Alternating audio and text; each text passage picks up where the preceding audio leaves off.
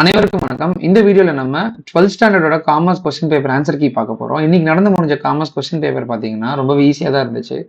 2 மார்க்லயும் சில ஒரே ஒரு 5 மார்க்ல மட்டும் கொஞ்சம் காமன் கொஸ்டின் கேட்ட மாதிரி கேட்டிருக்காங்க. பட் அதை அட்டன் பண்ணியிருந்தா அவங்களால இதுல 100க்கு 100 எடுக்க முடியும். அதாவது 90க்கு 90 ஈஸியா எடுக்க முடியும். அதே மாதிரி தான் மேக்ஸ் பேப்பருமே நான் அப்லோட் பண்றேன். அந்த வீடியோவுமே பாருங்க. அதோட ஆன்சர் கீயுமே பார்த்துக்கோங்க. அதை அனலைஸ் பண்ணி பாருங்க. 1 மார்க்ல எவ்வளவு தப்பு இருக்கு, எவ்வளவு மார்க் வரும் அப்படின்றத நீங்க கமெண்ட்ல தெரியப்படுத்துங்க. இந்த காமர்ஸ் பேப்பர் பார்த்தீங்கன்னா இந்த 20 1 மார்க்குமே வந்து நான் 19 கிட்ட புக் பேக் தான் கேட்டிருக்காங்க. ஸோ இந்த மாதிரி ஒரு பேப்பர் வந்து இதுக்கப்புறம் எதிர்பார்க்க முடியாது. இது வந்து ஜஸ்ட் ஒரு கோல்டன் டிக்கெட் மாதிரி. ஏன்னா இதுல இருந்து நிறைய மார்க் ஸ்கோர் பண்ணலாம்.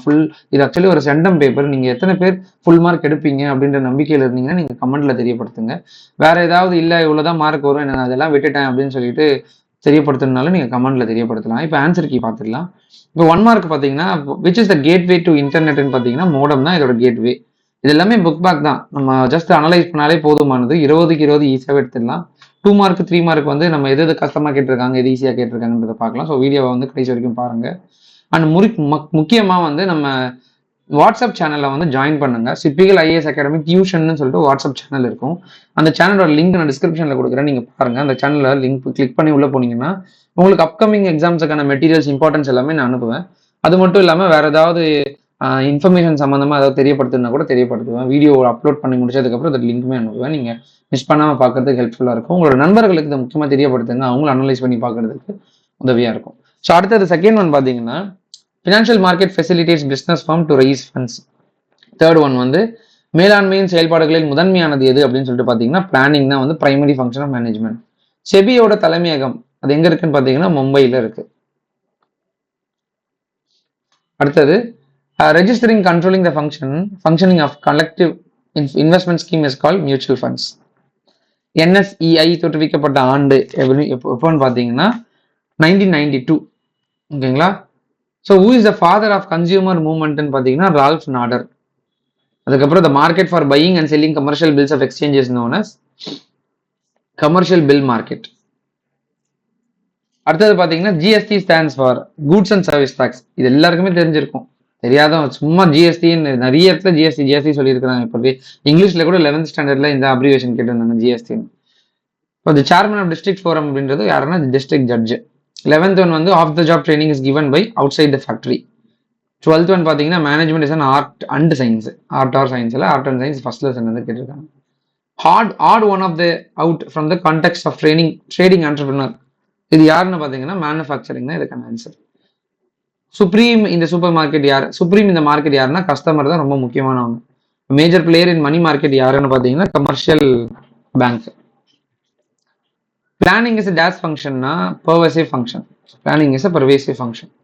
17th one national skill development எப்போ ஆரம்பிச்சாங்கன்னு பார்த்தீங்கன்னா 2015 ஜூலை.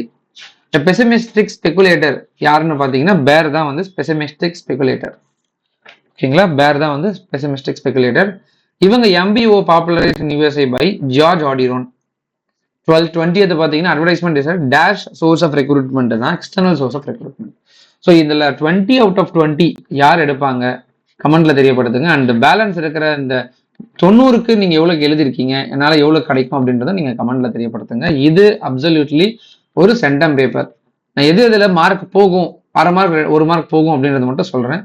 அது மட்டும் பார்த்துக்கோங்க. இந்த 2 மார்க்கும் பார்த்தீங்கன்னா எல்லாமே லைனா எழுதுற மாதிரி தான் கேட்டிருக்காங்க. ஏற்கனவே நம்ம கொடுத்த இம்பார்ட்டன்ஸ்ல இருந்தும் நம்ம மாணவர்களுக்கு கொடுத்ததும் சரி, நான் சொன்ன சில விஷயங்களுமே சரி, எல்லாம் லைனா 20ல இருந்து ரெகுலரா அப்படியே கண்டினியூஸா எழுதிடலாம். இந்த கம்பல்சரி அப்படின்னு வரும்போது இது மட்டும் ஓனா கேட்டிருக்காங்க. அப்போ நீங்க ஆண்டர்பிரினரா இருந்தீங்கன்னா உங்களோட மூலதனத்தை வந்து எப்படி கேபிட்டலைஸ் பண்ணுவீங்க, எப்படி திரட்டுவீங்க அப்படின்னு சொல்லிட்டு கேட்குறாங்க. ஃபர்ஸ்ட் லோன் மாதிரி வாங்கலாம். அதுக்கப்புறம் அதை வந்து ஒவ்வொரு இடத்துல இருந்து வாங்கலாம்.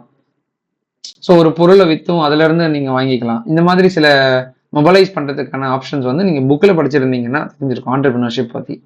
ஸோ அதுவுமே எழுதியிருக்கலாம் கம்பல்சரி. அண்ட் 31ல இருந்து 3 மார்க்கும் பார்த்தீங்கன்னா ரொம்பவே ஈஸியாக கேட்டிருக்காங்க. ஏற்கனவே நிறைய தடவை கேட்டு ரிப்பீட் பண்ண கொஸ்டின்ஸ் தான் அது எல்லாமே. 40th பார்த்தீங்கன்னா சிக்னிஃபிகன்ஸ் ஆஃப் பிளேஸ்மெண்ட் கேட்டிருக்காங்க கம்பல்சரி. இதுவுமே ரொம்ப ஈஸி தான். ஸோ சிக்னிஃபிகன்ஸ் ஆஃப் பிளேஸ்மெண்ட் நீங்க பிளேஸ்மெண்ட் அந்த ஜாப் ட்ரைனிங் பத்தி படிச்சிருப்பீங்க. அதுவுமே ஈஸி தான். அண்ட் 5 மார்க்கு அப்சல்யூட்லி ரொம்ப ஈஸி. 5 மார்க்ல லாஸ்ட் ஒன் மட்டும் தான் வந்து கொஞ்சம் கஷ்டமா கேட்டிருந்தாங்க. அதாவது இந்த நேஷனல் ஸ்டாக் எக்ஸ்சேஞ்ச் எல்லாமே சில பேர் படிச்சிருக்க மாட்டீங்க, ஒமிட் பண்ணியிருப்பீங்க. சில பேர் படிச்சிருந்தீங்கன்னா ரொம்பவே ஈஸியா இருந்திருக்கும். இந்த NSDL பத்தியும் படிச்சிருக்க மாட்டீங்க.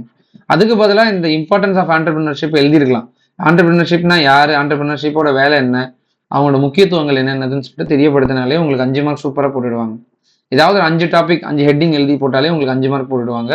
ஸோ 90க்கு ஈஸியாக 85+ எடுக்கலாம்.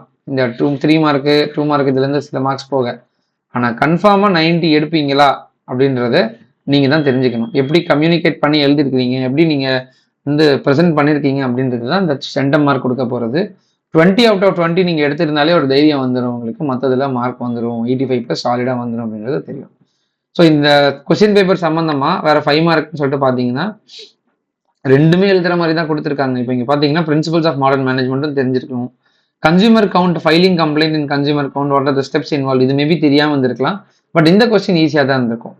அண்ட் 42nd பார்த்தீங்கன்னா அட்வான்டேஜஸ் டிஸ்அட்வான்டேஜ் லிபரலைசேஷன் கேட்டிருக்காங்க. மணி மார்க்கெட்டோட கேரக்டரிஸ்டிக்ஸ் கேட்டிருக்காங்க. ரொம்பவே ஈஸி தான்.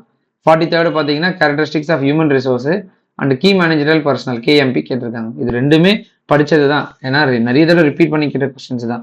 எவல்யூஷன் ஆஃப் மார்க்கெட்டிங்கும் சரி. இந்த ரெக்விசைட்ஸ் ஆஃப் வேலிட் என்டோர்ஸ்மெண்ட் மட்டும் சில டைம்ல கேட்டிருக்க மாட்டாங்க. இது மட்டும் புதுசாக இருக்கிற மாதிரி இருக்கு. அண்ட் இது வந்து ஈஸியாக எழுதிடலாம். ஸோ 45th பார்த்தீங்கன்னா types of financial market, types of test, இது ரெண்டுமே நிறைய தடவை கேட்டிருக்காங்க. 46th பார்த்தீங்கன்னா கவர்மெண்ட் என்டர்பிரினரல் ஸ்கீம்ஸ் கேட்டிருக்காங்க. And advantages of management by exception MBE கேட்டிருக்காங்க. ஸோ இதுவுமே ரொம்ப ஈஸி தான். நிறைய தடவை கேட்ட கொஸ்டின்ஸ் நம்மளும் மார்க் பண்ணி கொடுத்துருக்கோம். அண்ட் இதில் இம்பார்ட்டன்ஸ் ஆஃப் ஆண்டர்பிரினர்ஷிப் கேட்டிருக்காங்க. இது ஆண்டர்பிரினர்ஷிப் நம்ம திருச்சி எழுதணும். சில இடத்துல புக் இன்சைட் மாதிரி தெரியும். ஆனால் புக் பேக்லேயே வேறு விதமாக கொஸ்டின்ஸ் கேட்டிருக்காங்க. NSC NSDLுமே வந்து எக்ஸ்பேண்ட் பண்ணி எழுதிட்டு அண்ட் அதோட ஒர்க் என்னது, அதோட இம்பார்ட்டன்ஸ் என்னதுன்னு சொல்லிட்டு எழுதினாலே போதும். ஸோ ஜஸ்ட் ஒரு 4-5 லைன் எழுதி விட்டுட்டு ரெண்டுத்தையும் எக்ஸ்பிளைன் பண்ணால் உங்களுக்கு 5 மார்க்ஸ் சூப்பராக கொடுத்துருவாங்க. ஸோ இந்த காமர்ஸ் பேப்பர் வந்து என்னை பொறுத்த வரைக்கும் ரொம்பவே ஈஸி. ஸோ சென்டம் பேப்பர் நீங்கள் எவ்வளோ மார்க் எடுப்பீங்க அப்படின்றத கமெண்ட்ல தெரியப்படுத்துங்க. நான் மறக்காம நம்மளோட வாட்ஸ்அப் சேனலில் ஜாயின் பண்ணுங்க. நம்ம கண்டென்ட் வந்து இதுக்கப்புறம் எக்கனாமிக்ஸ் அக்கௌண்ட் சம்மந்தமாக கண்டென்ட் ரொம்ப ரொம்ப இம்பார்ட்டண்ட்டாக கொடுத்துட்டு இருப்போம். அதை பாருங்க. இம்பார்ட்டன்ட் கொஸ்டின்ஸ் நான் கொடுத்ததுலேருந்து தான் வந்திருக்கு. எங்கள் இன்ஸ்டியூட்டில் இருக்கிற மாணவர்களுக்கு எல்லாருக்குமே வந்து நான் கொடுத்ததுலேருந்து தான் வந்திருக்கு. அதனால நானுமே உங்களுக்கு வாட்ஸ்அப்பில் சேனலில் ஷேர் பண்ணுவேன். ஸோ சேனலை மறக்காமல் ஃபாலோ பண்ணுங்கள். இந்த வீடியோ வந்து நம்ம நண்பர்களுக்கு தெரியப்படுத்துங்க. அது மூலிமா அவங்க அனலைஸ் பண்ணி எவ்வளோ மார்க் எடுப்பாங்க அப்படின்றது தெரிய வரும்.